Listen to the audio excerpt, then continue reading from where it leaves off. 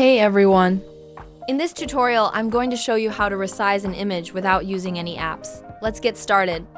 First, open the Google Chrome app.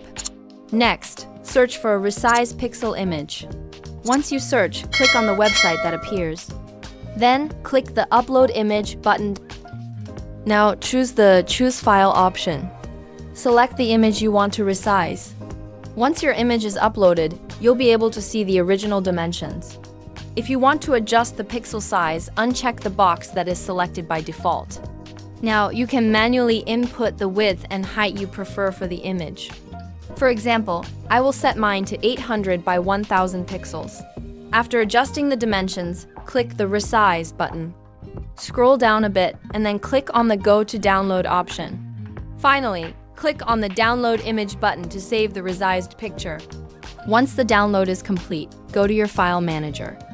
There, you'll see that your image has been successfully downloaded. To confirm the size change, go to the image details, and you'll notice the dimensions have been updated. So that's how you can easily resize an image's pixel size online. If you found this video helpful, be sure to hit the like button.